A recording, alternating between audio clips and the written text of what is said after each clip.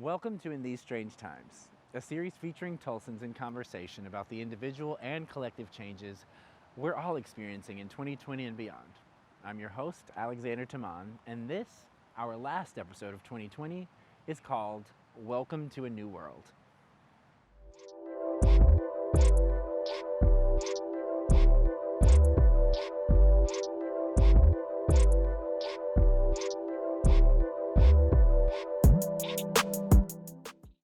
Well, welcome, friends. We have made it. Yeah. Almost. We are in the final hour of the fourth quarter of a hell of a year. I'm proud of you. I'm proud of you. Seriously. It's gotten so real, like more times than any of us can count, I'm sure. Before we get started in this wonderful conversation, why don't we just introduce ourselves, tell us a little bit about who you are, and let's see, one pleasant surprise that this year has brought you. I'll kick it off, yeah. I'm Rebekah Campbell-Mcilwain, and I'm an artist, an activist, and that looks a lot of different ways at different times. Something pleasantly surprising from this year. Yeah. I think all the just self-reflection time, like the alone time, is something I'm really appreciative of. Yeah. Yeah. That's awesome. Welcome. I'm Venita Cooper, business owner, Silhouette Sneakers and Art, proud Tulsan. And I think something that's been surprising to me is, I don't know, I feel like I kind of reclaimed my independence this year. Yeah. And I'm certainly happy to talk more about that. But, you know, overall, I actually look back at 2020, you know, from a personal perspective, really humbled and, you know, happy with what I've been able to accomplish, what my community's been able to accomplish. Yeah. So. That's awesome. I'm Morton, Tulsa native, business owner, one of the co-founders of Clean Hands here in town. Something I'm excited for, or that's kind of surprising for 2020 for me, was just the amount of time I spent in Tulsa. Yeah. I just moved back a couple years ago, but in January I started in Europe, and 2020 for me, I was going to be here for maybe 2 months at the start of the year, and obviously with the pandemic and everything, I spent the entire time here, and I think it just kind of like helped me remember how special Tulsa was to me and how important it was and what's brewing here right now and how excited it's made me for what's about to come for the next few years. So That's awesome. big surprise. Let's start from the beginning, right? Like, when exactly was the beginning for each of you? You know, like, when did it kind of get real? Maybe like briefly take us through the great shifting, you know, that's kind of happened this year. So for me, like I said, I was in Europe to start the year, and obviously the pandemic kind of hit there first. And we were in London, and we were actually supposed to go to Italy, and that was one of the first countries that really got hammered. Yeah. And so for me, we were supposed to leave like 3 days later. We saw everything that was happening in Italy. People were shutting down, and it was so foreign still. Like, that was so bizarre. I was like, what is happening there? So we shifted our plans, went to Barcelona, and while we were there, it kind of came into Spain. And we kind of left right before they started shutting down. So when I came back to the States, everyone here was still, you know, normal life, watching TV, and kind of knew what was going on over there. But coming from there, I kind of knew what was coming in a way. Like the Ubers we were in, were all wearing gloves, and first time I saw people wearing masks, and it was kind of just like, whoa, like what's, even the airports over there, everyone was in a mask, and when we landed at JFK, nobody had a mask. But it was kind of like, I was just right, it was right behind me, and then a couple weeks later, it hit. So for me, like, I don't want to say I saw it first or anything, but like, I kind of knew what was going to happen. So when it happened here, it wasn't quite as surprising because I just spent a month over there going through all that. But yeah, when I saw it here, it was real. You know what I mean? Like, this is America. This is where I live. This is where I'm from. Even in Canada, like where I spend half my time, like when it came here is when it became real. And I think that's how it is for most people. Like, you can see stuff on TV and you might know stuff happening on the other side of the world, but when you see it with your own eyes in real life, then all of a sudden it's like, okay, it's here, like this is happening. That makes it more real. I can kind of relate to that. I was in a very different way, for sure, but I was in New York on March like 13th, 14th, 15th, and like the day I came back, like March 16th, was my birthday, and that's when everything started closing. So I went to like work from home, you know, didn't leave my house for a few months after that. But being in New York is like the last place, and as the city was shutting down, like I got there on Thursday, we had plans, you know, to do some more tourist things that still seemed reasonable at the time. And those things like all closed on Friday. So like museums, galleries, Broadway closed on Thursday night.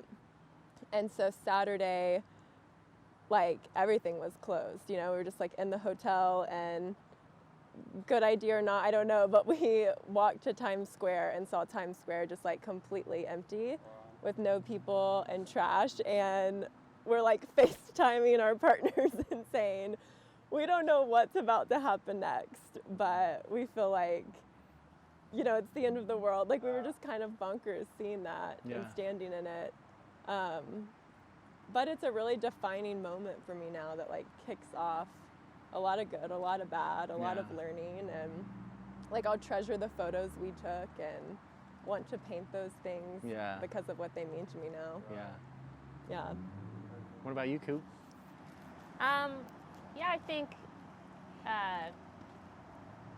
the disruption of 2020 really set in when the city started closing businesses temporarily, and so Silhouette was obviously part of that. Actually, I'd closed a little bit before the mayor mandated it. I don't know, it was a real turning point for me. It's really hard to start something, be really excited about it, feel the momentum, and then have it taken away in that way.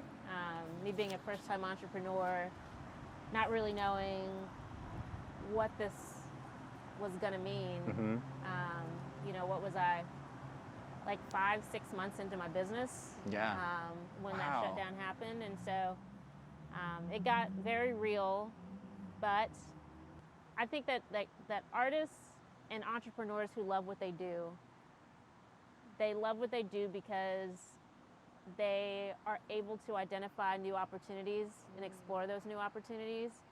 And even in dark times, there's opportunity. What about each of you in terms of like the workflow? I know whether it's a myth or not, you know, the work-life balance thing, work, you know, we're all self-sustaining in one degree, you know, or another, with your art and, you know, with your businesses and stuff like that. Can you kind of speak to that experience? So for us, as far as Clean Hands, it kind of worked out almost perfectly. We had a spot in the box yard up until December, and our lease was up, and we kind of had a meeting in January right before I left to go to Europe, myself and the other two co-owners, my buddies. And we were deciding if we wanted to get another spot, retail spot here in town, pay rent, and do the whole thing. And for whatever reason, we were all just kind of doing different stuff at the time. And we just decided in that conversation that had just been like, let's just wait a few months. Let's wait for the first quarter of 2020. And like, I'll get back in town. We'll kind of figure out what we want to do. And it was a blessing in disguise, obviously, because 3 weeks later, everything just shut down. So we would have been paying rent somewhere, you know, or wouldn't have been able to open.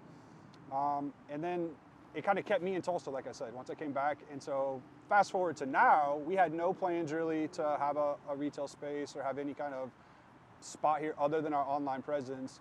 And I think for a lot of people, especially creatives or artists in Tulsa and everywhere, the pandemic has almost forced us to kind of like go within and create. And I think that's beautiful. That's one of the most positive things that's going to come out of this thing. There's going to be so much value and so much creativity and projects that are already starting to bubble up and emerge because we had nothing else to do but be with ourselves, be in home, and do what we do what we love, and just to create.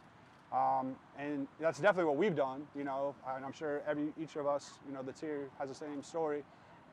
So now that's what's going to make me the most excited about Tulsa is what's about to happen the next few months, over the next year, with music, with art, with even stores or just different businesses and the people that are in the city that have kind of been forced to just do what you do and create whatever you want to create and have 9 months, or I don't know how long it's been, almost a year, I guess, February. Like, it's crazy. And everything's just bubbling up and people are collaborating that maybe wouldn't have collaborated before because, you know, they're in the same space and everything. So I'm just really excited about that. I think that's definitely a positive. The whole world, I feel like, is going to kind of be like the big acts in music are all putting out albums, and because that's what they've been doing. They haven't been on tour. Yeah. They've been in the lab with a pen and a pad and doing what they're doing. So I think it's going to be a beautiful thing for Tulsa, especially in Tulsa, just because there's so much talent here. It's unreal. Yeah. I've just been reminded of that over the last year, meeting new people and interacting with people that maybe I wouldn't have before, but because we're all in the same place at the same time, you almost have, go get coffee, you're going to run into 2 or 3 people that maybe you follow on Instagram, or maybe you met them once, but you don't really know them, but you're forced to interact because you're in the same place with them. Not that you're forced, but like you're just there.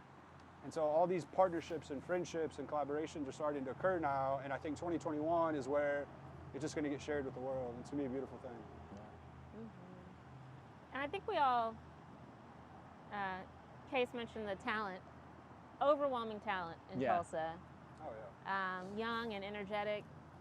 And I am really motivated by it and inspired by it. I'm a very competitive person, especially with myself. Like I always want to do better.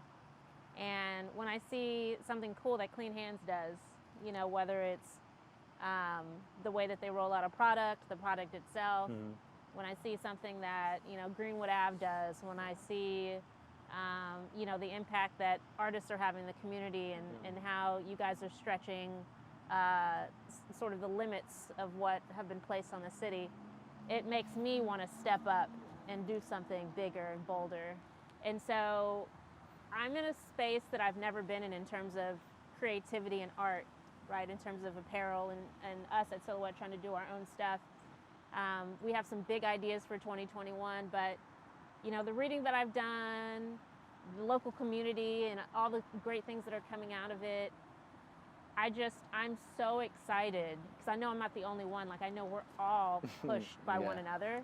I'm so excited for what 2021 and future years are going to bring to Tulsa.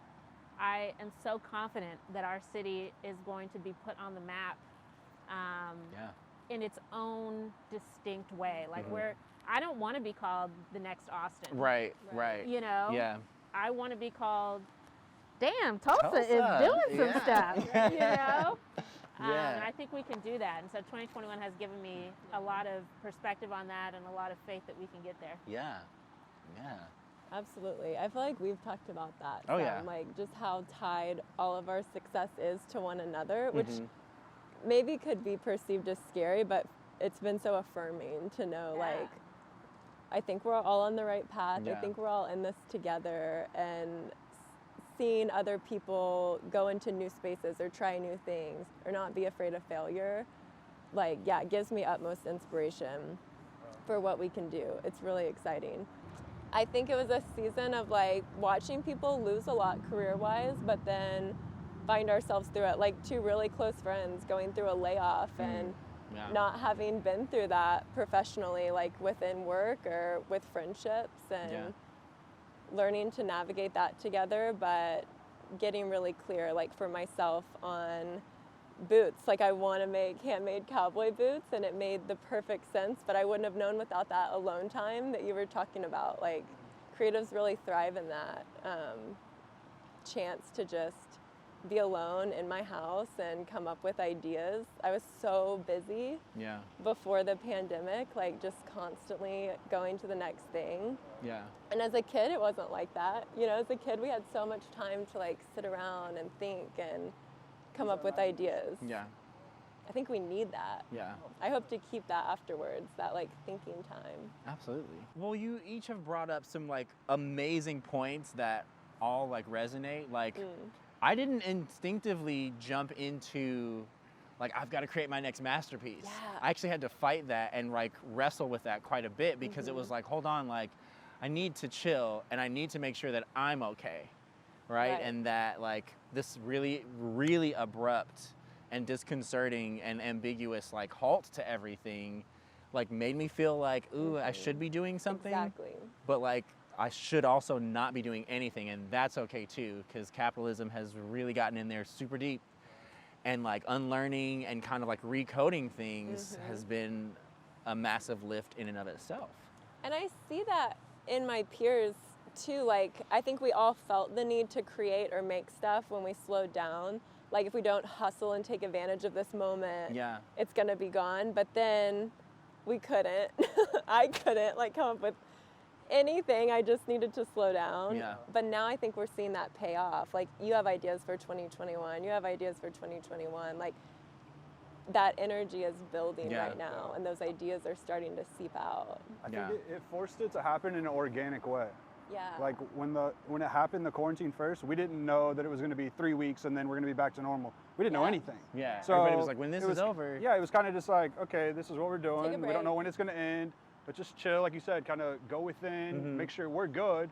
And as it kept going, then it was almost like people maybe started getting restless. Okay, this thing might not end. Like Yeah. it's so, okay, like now you kind of get back in the flow of what you're doing, and you start Yeah. getting creative, and you start getting ideas. And but it's organic. You're not forcing it, and it happened. And that's usually almost always the best way to do it. Yeah. Is just Yeah. let it flow through you, and that's what's happening now. So Going back to the conversation of like loss and coping, right? I think, everybody has coping skills. We employ them because they're effective, regardless of like how healthy they are. And I think this year, in my experience, was like a massive hurricane by comparison to like a few, good storms and blizzards and things before. So I don't know that I went into this as equipped as Right. but it's like, How could you? exactly. So can you, if you all feel comfortable, like speak to the loss, and the grief, because it's been massive, and I think it's super important to speak to that. Ending back-to-back relationships, being in this pandemic with all this uncertainty, anxiety's already high, and then having not knowing what it meant for my business, and then kind of losing the business in terms of not being able to go in every day and have that routine and structure, and so there was a lot of loss all lumped into one, and it was hard. It was really, really hard. I think the mental health journey has been real. Yeah. I was at Chandler Park this morning, and the first time I went to Chandler Park was like a really bad 2020 day. Like crying in the floor, like wasn't sure how to access a therapist in the moment, and so like took my dog to Chandler Park. Wouldn't have done that in a pre-2020 world, and now it's like some kind of reminder when I'm there of like almost a benchmark of like, how are you compared to that day, Do you think that was something that you would like, you don't have to go too deep, you don't want, but like You can go all the way. suppressing it, but because of the pandemic and because it almost feels like everyone is going through this together, and so everyone's like suffering at the same time or experiencing what's happening in the world, do you think that made it easier for you to reach your hand out and ask for help? That's something I feel like I'm kind of noticing. I feel like people are being more open to sharing how they're feeling or admitting that, hey, I'm dealing with some stuff, like I need some help. Whereas before, everyone's doing their own stuff and nobody's, yeah, you're cool, you'll be fine, don't worry about it, okay. But because everyone's kind of going through this. Like it's kind of normalized. Yeah, it's almost Yeah. like this cloud because of what the pandemic has brought. So everyone is kind of going within and being like, well, okay, yeah, I think I might need the help I need, or I need to reach out. Do you feel that way or no? Like, do you think you would have reached out for the therapy or Without the did what you did pandemic? if the pandemic wasn't happening, or you probably would have been? I actually think that it was probably, I mean, I don't know, it could have been something else that triggered it, but Right. I think it was the back-to-back breakups Yeah. that really pushed. After 5 years too, that's tough. Like, Yeah. you live That's with somebody. hard. Like, It's a I real mean, loss, yeah. That's hard. Yeah. My second longest relationship was 3 months. Oh So yeah. Oh, okay. wow. getting out of a 5-year relationship Yeah, was you- significant, but just to be like completely transparent, I had suicidal feelings, and I had a lot of friends who were in my corner to support me, but at the end of the day, there's only so much that other people can say or do to get you where you need to be. You've got to find it within yourself. And sometimes that finding it within yourself means you have to address chemical imbalances. And so I think it was because I was pushed to that degree that I felt like I've got to do something. There's too much on the line. What else have we kind of learned, in response to such a unique circumstance? Like whether it's about yourself, about mankind, or your circle even. I think for me, Resiliency has definitely been huge. But I learned a lot more about community and intentionality, I think, than I would have outside of this year and outside of these circumstances. What about each of you? What have you learned this year? I know it's pretty broad. Yeah.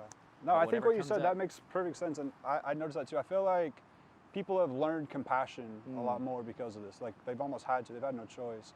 And something, kind of what you said earlier about how in Tulsa, especially, like we're all kind of connected and our success is on each other.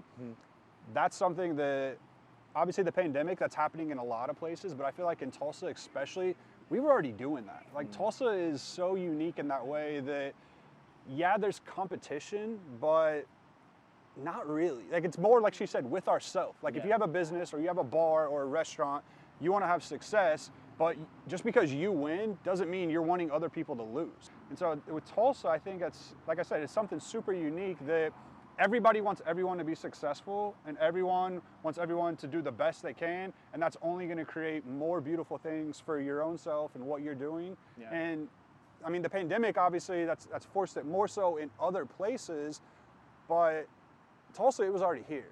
And I feel like even after the pandemic, let's say a year or two down the road when this thing's behind us and we're looking forward, it's just going to have grown that much more here. Whereas in other places, it might go back to the cutthroat, you know, the way it was before. But here, it's never going to be that way because it wasn't that way before. So why would it go back, you know? Yeah. And it requires like a true belief in yourself, I think, to do that. Like, I see that among Tone and you and yeah, like people reposting each other's music. They believe in what they're doing. Like they're not doing it just for, you know, whatever. They're doing it because they believe in what they're doing, what they have to offer. They're putting in the time, they're putting in the work. So And they there's like no it. reason not to support each Yeah. other. Yeah, we're what I all have fans to of offer each other. You also know? It's Like, true. Yeah. And it is, I mean, there is a privilege though. Like we have a pretty robust like ecosystem. True. Like there's a lot of great artists, a lot of great places to eat, great businesses. Like that's part of what makes it, you know, not as competitive. Like there's so many, you know, amazing, great ways to engage. I think that there's a lot of talent in a lot of communities, but there's something in the water here in Tulsa. Yeah. You know, I lived in OKC right before this, and you can't tell me that OKC doesn't have a ton of talent as well, but it's not as connected. Yeah. You know, my yoga instructor in OKC was from Tulsa, and before I moved here, she was like, "You're gonna love Tulsa because it's just a stronger community. Yeah. Like it Sense of feels community. almost like family." And I was like, "Psh, "You're just saying that." And I came up here and like I totally get it. It's crazy that we have the pandemic and we had, you know, all of the racist activity happening at the same time. But I don't know how that's kind of affected you guys. Yeah, I think a lot of areas, you know, personally, I think it's led to a deeper season of growth, of understanding, like, I think more so what it means to be white in my close relationships. I had been, like, lucky enough to have access to learning about my whiteness in more systemic ways. Being in the education system, nothing will point out inequity, like working in education for a few years, but I think this year has made me just think about like who I am in my friendships and how am I really showing up for other people in a really crucial way. I think reflecting on when we have those disappointments, when people really let us down, all the reasons to hold grace and forgiveness and have belief in people have been really hard to remember this year, but really important because I do think there's so much work ahead. And that's part of, I think, the magic you were talking about of Tulsa. Like, why is it different here? I think it's because we have so much work to do. Like, we're not there yet, and we're committed to that, and so we're in it together. Like, we have each other's backs. We're gonna try to hold grace and hold forgiveness for people because there's still a lot to do, and we can do it here. Like, I believe what's possible in Tulsa in my lifetime is immense. Like, it's a place worth dedicating my life to because of what could be true for, like, any of our kids if we choose to have kids, or our grandkids, and there's so much potential. I think we've been doing that substantially, but it was definitely impacted and maybe enhanced by a multitude of circumstances that forced us to not only turn inward on an individual level, but then also like on, you know, a communal level. This was definitely like a no new friends kind of season for me, where it was like, I don't really want to like date and encounter some things that like I don't even know how to unpack with, you know, everything else that, you know, we're kind of unpacking. But then also, you know, to your point, kind of really interrogating who I am in the context of relationships I claim to like really be invested in and cared about. And then, you know, the dissonance therein, right? Whether that's with myself, with my friends, family.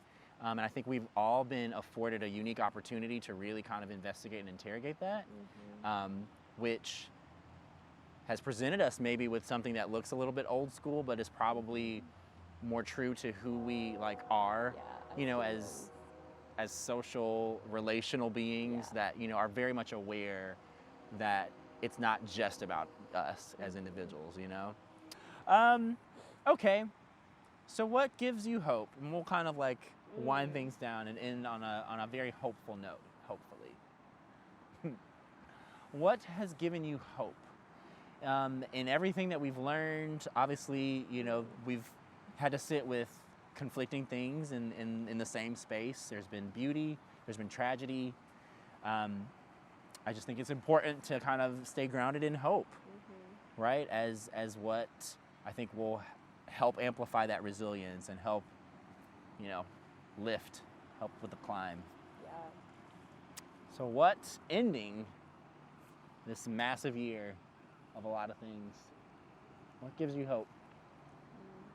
You know, kind of like locally in my own personal life, like what gives me hope, I think just getting out of surviving the year, frankly, right? Like Silhouette is still open, and it's not because of my genius, it's because of the community, right? Despite all the drama of the year, we still had enough people shop with us, engage with us, to make our business sustain. And that gives me hope for, you know, in a more stable, hopefully 2021, what could this look like? In 2021, where we're gonna have a lot of national attention, being on Black Wall Street, being in Greenwood, and just like Tulsa and its continued transformation as a city. I have so much hope. And then just knowing that you guys are still going to be around. You know, you guys are awesome. And having that community, it truly is us that brings it all together. It's so the people.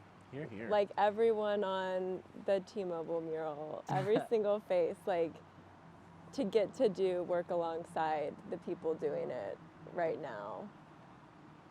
It's absolutely the people. Like yesterday and the day before, I was doing a virtual community organizing training, and like 12, it was with folks all over the country, and 12 Tulsans who were like somewhat involved in organizing, like getting more involved, dedicated their Friday night, their Saturday to figuring out like how do we effectively organize in Tulsa towards like goals rooted in community by the folks most impacted by inequity. How do we do that well? And there's so many more than those 12 dedicated to the work we're doing. Like that has given me so much hope. And then I think the other thing is just having ideas. I didn't realize when I'm so busy, I have way less creative ideas. And I'm so thankful to have that again.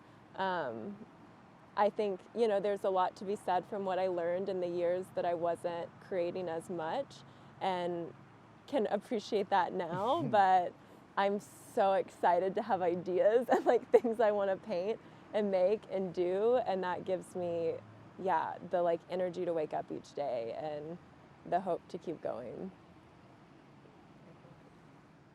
Yeah, I'm hopeful for a lot. Like Coop said, everything that's happened in 2020 has got us to this point. And you know, we have the choice to sit and decide, like focus on the negative and the things that happen, the death and the pandemic and the loss and the pain.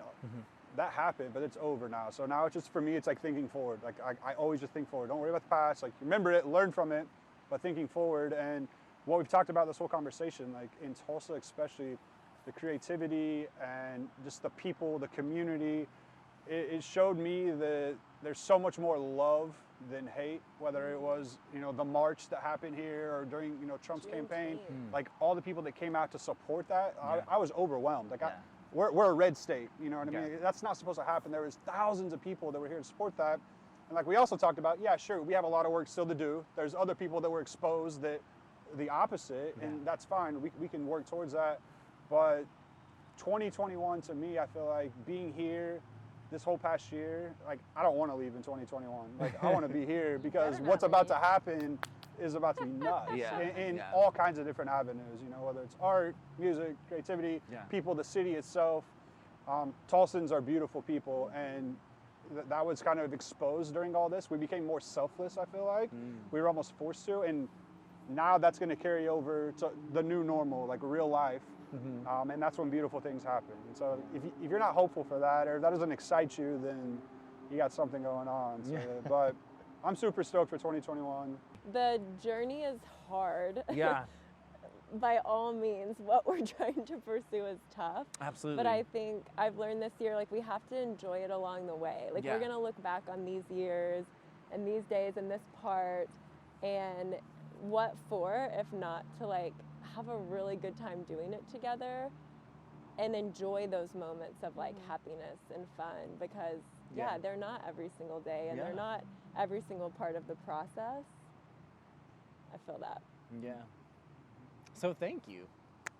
Thank you. For holding space and being vulnerable and authentic, and then helping make Tulsa amazing and just being awesome. I'm proud of each and every one of you for getting it right. Pandemic group being hug here. from our chair. Ah, yeah. Good pandemic group hug. I That's like real. I felt that. Yeah. I haven't done one of those yet. Haven't seen the fire in your eyes since way back when. When did we fall in this abyss? I miss the way we kissed, but you made me lose my shit a long time ago. Push me to the edge, you throw us overboard. Can't seem to shake you, wake you. Please don't let them take you away. You've gone way too far. Can't save you, it's way too dark.